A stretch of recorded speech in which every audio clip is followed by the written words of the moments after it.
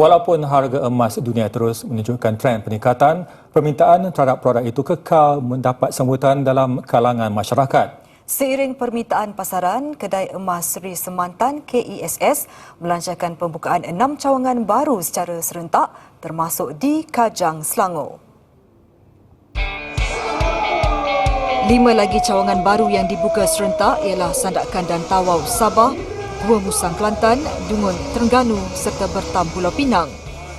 Pembukaan 6 cawangan serentak ini merupakan satu pencapaian besar buat Kedai Emas Seri Semantan kerana ia melambangkan keyakinan masyarakat dan juga komuniti SSBC itu sendiri terhadap jenama kami Kedai Emas Seri Semantan. Tambah Hafizal, pemilihan Kajang sebagai lokasi utama dibuat berdasarkan pertumbuhan ekonomi yang dinamik serta kedudukannya yang strategik sebagai pusat tumpuan ramai.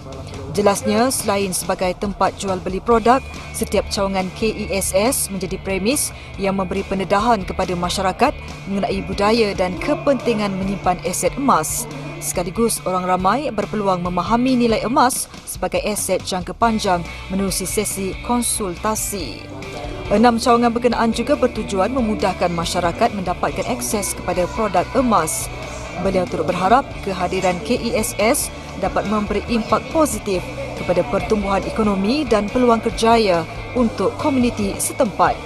Sempena majlis pembukaan ini, pelbagai promosi dan aktiviti turut diadakan kepada pengunjung serta ahli Kelab Keistimewaan Seri Semantan SSPC. Okey, sepanjang promosi pembukaan ini, pengunjung serta ahli SSBC akan menikmati pelbagai tawaran istimewa seperti harga promosi pembelian, hadiah eksklusif, camputan mertuah dan juga pelbagai aktiviti menarik untuk sesi keluarga. Untuk maklumat lanjut, layari dan hubungi platform rasmi atau nombor tertera.